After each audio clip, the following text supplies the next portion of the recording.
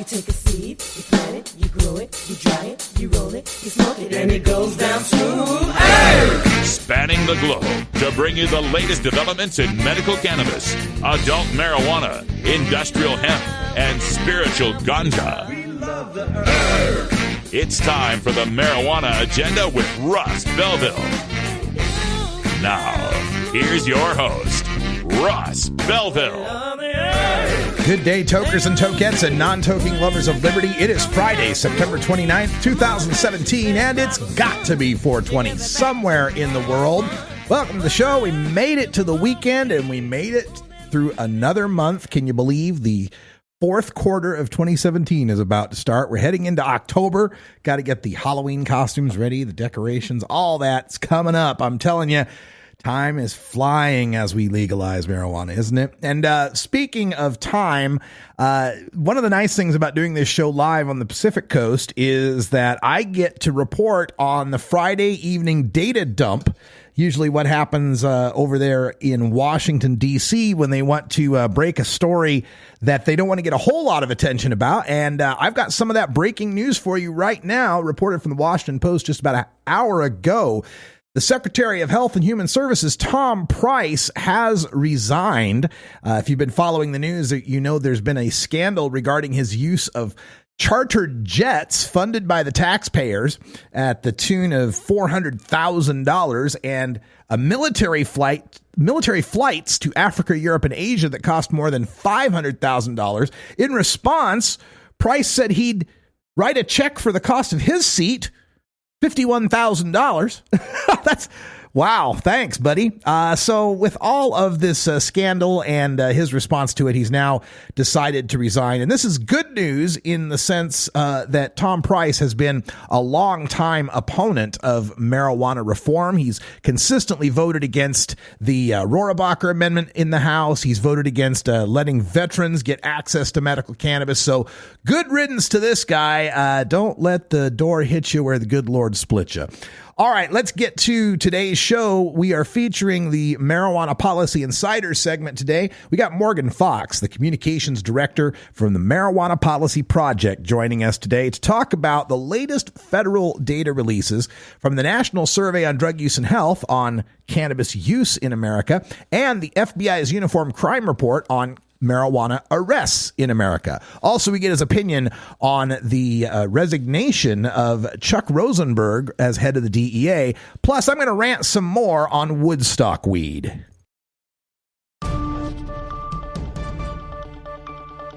This is your Cannabis Headline News.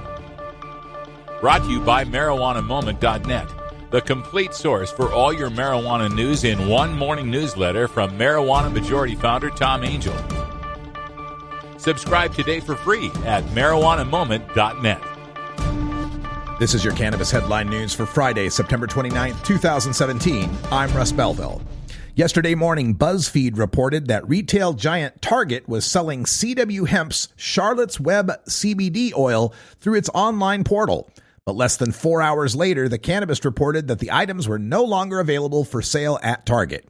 In a statement emailed to the Cannabist on Thursday afternoon, a Target spokeswoman said, quote, "We started carrying Charlotte's Web hemp extract items last week on Target.com. After further review, we have decided to remove it from our assortment." End quote. The Cannabist made multiple attempts to contact officials at CW Hemp, but they have not commented directly about the product's removal from Target's website. While the BuzzFeed article claims, quote, "Charlotte's Web is a company from Colorado that makes products with hemp extract that is available in all 50 states, and, quote, it's also legal," end quote. The DEA has on numerous occasions reminded the public that cannabidiol is a Schedule I drug, illegal to possess and sell anywhere under federal law. Nevada sold $27 million worth of marijuana in the first month of legal sales, generating $3.6 million in taxes for the Silver State. The figures come from figures released Thursday by the Nevada Department of Taxation. That means Nevada has almost doubled the nearly $14 million first sales months posed by both Colorado and Oregon. Tourism is clearly a driving force in Nevada's marijuana sales, as the state's native population of 3 million is less than the 4 million in Oregon and the 5.5 million in Colorado. While Washington only generated 3.8 million in sales in its first month, it was hamstrung by a lack of stores. That factor, however, hasn't affected Nevada, which began legalization with just 37 stores, compared to Oregon's and Colorado's hundreds of stores. The state has also pulled in $6.5 million in marijuana license and application fees. 10 bills that a New Mexico judge says Governor Susana Martinez vetoed illegally during this year's legislative session, including a high-profile measure legalizing research on hemp, will become law after all, for now at least. The Santa Fe New Mexican reports that State District Judge Sarah Singleton overturned the two-term Republican governor's vetoes last month, and this week denied a request by lawyers representing Martinez to stop the bills from becoming law while they consider appealing the ruling. The judge reversed the 10 vetoes because Martinez did not provide any explanation when she nixed the measures during an acrimonious stretch of the 60-day legislative session. The state constitution says a governor has 3 days to either sign a bill or veto it by returning the bill, quote, to the House in which it originated with his objections, end quote. The governor argued she acted within her authority, but Singleton agreed with the lawmakers. She decided that Martinez owed at least some sort of explanation when she vetoed the bills. Civil rights activist and MSNBC commentator Reverend Al Sharpton is helping launch a new marijuana law reform group called Decode Cannabis. In an op-ed published in The Guardian, Sharpton argues that, quote, decriminalization of marijuana is a civil rights cause, making the case that, quote, for Democrats and progressives, the arguments have always been clear, end quote, that prohibition decimated communities of color and diverted taxpayer money to, quote, a prison industrial complex built on a foundation of racism, end quote. Sharpton's cause is bipartisan, however, as he claims, quote, the conservative case for marijuana decriminalization is no less resonant, end quote, characterizing prohibition as, quote, wasteful government spending, and, quote, noting how prohibition arrests make families dependent on the charity of others, end quote. A new study shows that a drug called N-acetylcysteine, which had been shown to promote abstinence from cannabis use among adolescents, has no such effect when used on adults. In a 12-week trial with more than 300 cannabis-dependent adults, those treated with N-acetylcysteine submitted no more cannabis-free urine samples than those given a placebo. Researchers are seeking explanations for the contrasting results. One possibility, says Dr. Kevin Gray, who led both trials, is that the results reflect differences between adolescents and adults in cannabis exposure. Dr. Gray says, quote, we speculate that with more entrenched chronic and high-dose cannabis use, the bar necessary for treatment success may be higher, end quote. This has been your Cannabis Headline News for Friday, September 29th, 2017. I'm Russ Belville. You're listening to the Marijuana Agenda with Russ Belville.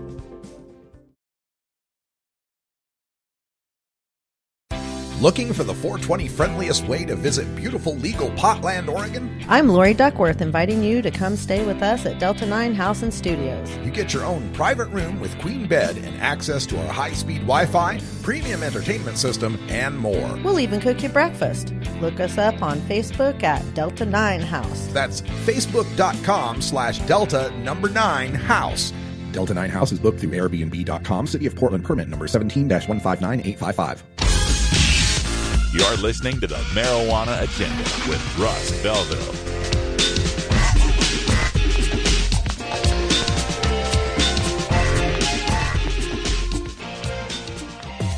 If you work in the cannabis industry, consume marijuana, or just support freedom, you need to know about breaking policy news that affects you.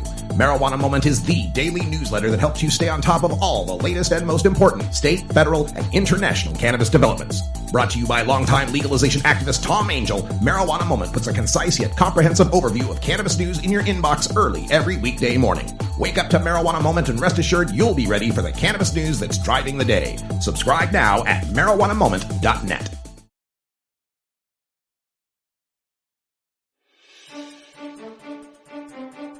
This is Marijuana Policy Insider, brought to you by the Marijuana Policy Project at MPP.org.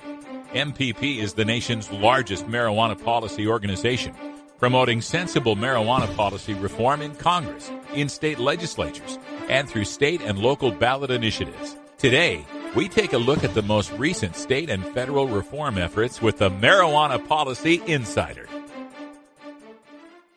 Welcome, everyone, to another edition of the Marijuana Policy Insider. I'm Russ Belville, and joining us today is the Communications Director for the Marijuana Policy Project. It's Morgan Fox this morning. Hi, Morgan. How you doing? I'm doing great. How are you?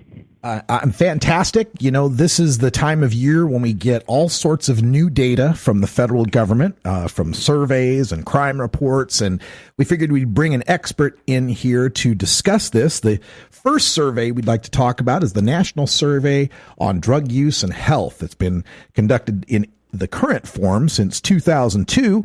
And Morgan, what data do we get from this report that's good, bad, or indifferent to the marijuana community? Well, I think that the biggest takeaway was that teen use rates did not increase over the past year. In fact, they're at the lowest point that they've been at since at least 2002. And now the decrease has been statistically insignificant, but I think that the big point is that it didn't increase like most opponents of legalization have been claiming that it would, saying that we're sending the wrong message. Were there increases in marijuana use among any age groups? Yes, actually. Adult use, particularly in the 18 to 26 range, has increased by a couple of percentage points, but nothing that I think or that anybody of your listeners would think would be considering like a public health crisis or anything like that. And I think it's probably consistent with more adults realizing that marijuana is objectively less harmful than many drugs, including alcohol, and having it be much more available to them in legal states.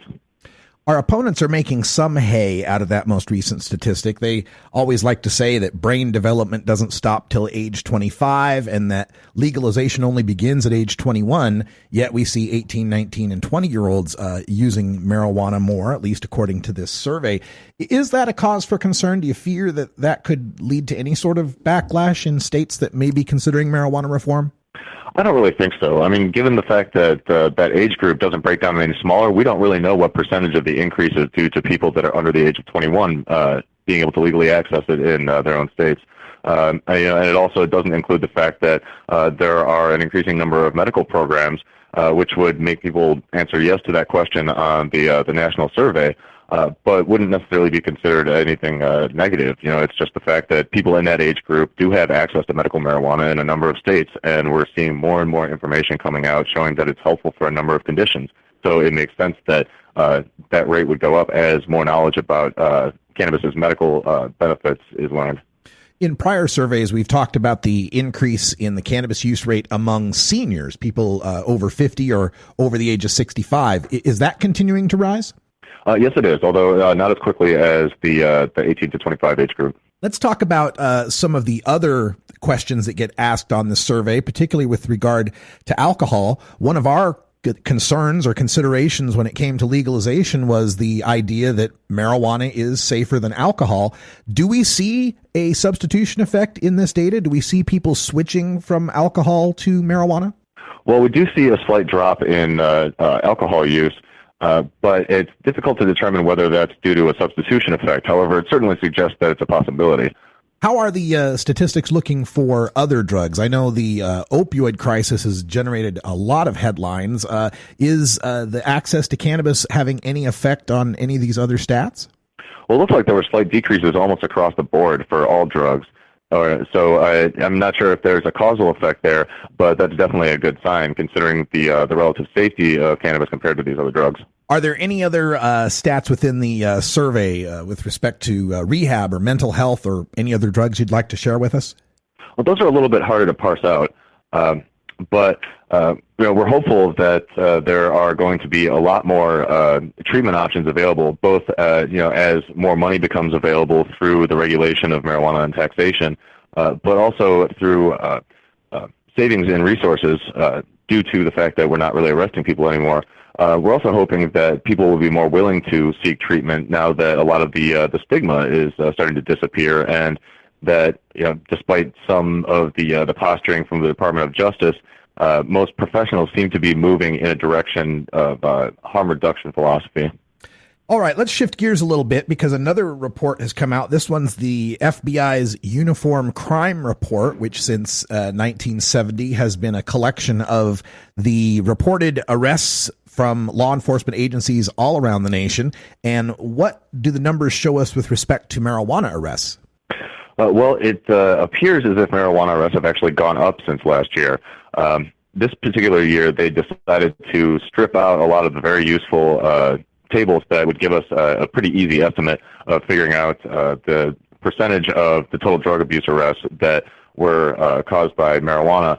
But due to them changing that policy, but also due to reporting issues with various local and state law enforcement agencies, it can be difficult to determine exactly what the real total is, because some places still count citations, some places only submit drug abuse numbers and they don't break it down by type of drug. But through extrapolation, it looks like it's about 10,000 more arrests than last year, which might not make a lot of sense considering that more and more states are making marijuana legal for adults, but kind of does make sense when you consider that both adult use rates are increasing and also that 4 of the states that passed legalization laws in November, those laws didn't even take effect until 2017, so the previous laws would have still already been in effect. So then an increase in 10,000 may just owe to the fact that there are more people accessing cannabis, using cannabis regularly. That goes back to our survey numbers from the previous questions then. Yes, absolutely. And again, there are a lot of rounding errors that could occur, and because of the odd reporting system that the FBI uses, it's really just an estimate. But the fact that we're still arresting around 650,000 people every year for marijuana is just insane. Is there any consideration about this removal of the drug table, that it was motivated in any way to conceal what's going on with marijuana arrests, or is this just part of some larger paperwork reduction or something? I mean, I don't think that it's necessarily meant to conceal things, but I wouldn't put it past them. I think that what was probably happening was that in previous years, there were close to 100 different data tables included in this report, and the FBI, I think, wanted to just make it a little bit easier to consume. They also weren't withholding that data. I mean, upon request, both myself and several other reporters covering this issue space were able to find the numbers. Figuring out exactly how to analyze them properly was another task, and but I think that the information is still available upon request from the FBI. So I don't think that they're necessarily trying to hide it, but it does kind of make it. I mean, I would think that they would want that information to be as detailed as possible, given the fact that we are facing opioid epidemics right now, and there are a lot of changes in state marijuana laws that should be taken into account. The arrests for drug abuse violations in the FBI UCR totaled over 1.5 million. It was the category for which most arrests happened in the United States. But what did we see with respect to other crime numbers or arrest numbers? And the point would be, is the legalization of cannabis having any effect on crime numbers in other ways? Well, that's another thing where you have to really think about the difference between causality and correlation. Changes in marijuana laws might be correlated with variances in other crimes, but it's very difficult to tell if it has a direct effect on them outside of a very local level, simply because there are too many variables to consider. I mean, everything from income levels to population growth or decline, unemployment rates, all of these things happen to affect various different crime rates. So it's tough to tell if there's any sort of a cause there. But what we do know is that law enforcement spends the vast majority of their time and effort on drug abuse violation arrests. For our final topic in this segment, I wanted to have your comments on Chuck Rosenberg, the head of the DEA, who is reportedly resigning as of tomorrow, his position as head of the DEA. And there's supposedly a marijuana connection involved here, him being upset about the Department of Justice, Jeff Sessions' Department of Justice, refusing to move forward on applications for research cannabis growing. What are your thoughts about this act, and is Rosenberg somewhat of a marijuana hero now? Well, I certainly wouldn't go that far. I mean, not so very long ago, he was quoted as saying that medical marijuana was a joke. However, I think that I was kind of surprised when I heard that he was complaining about the Department of Justice dragging their feet on approving additional applications. That might have just been a way to pass the buck and make it take some of the heat off of the DEA and show that they were actually doing their jobs as requested by Congress to grant more licenses for research and for research production, and putting it at the feet of the DOJ. And the DOJ didn't say that they were obstructing it. They just said that they were being very careful, which you can take how you want. But it seems as if, at least in this administration, when you start, complaining about your superiors, you're not long for the job. So, I mean, it's possible that there were a lot of other issues involved, but the fact that that disagreement has been cited so often in all the coverage that I've seen about his departure should be enough to make people think. And it remains to be seen exactly how the potential replacement is going to be on this issue. Generally, I don't think that qualifications for the DEA really take top picks of people who have been extremely lax on drug policy enforcement or have urged its relaxing. But you never know. I mean, the times are changing. They are indeed. Morgan Fox from the Marijuana Policy Project. Make sure, folks, that you log on to mpp.org and learn all about what's happening at the federal and the state level. All 50 states are included. And Morgan, thanks for your time. We appreciate your expertise. Thanks for having me. This episode was produced as part of the Marijuana Agenda with Russ Belville, the daily news and interview podcast covering the world of medical cannabis, adult marijuana, industrial hemp, and spiritual ganja. MJAgenda.com.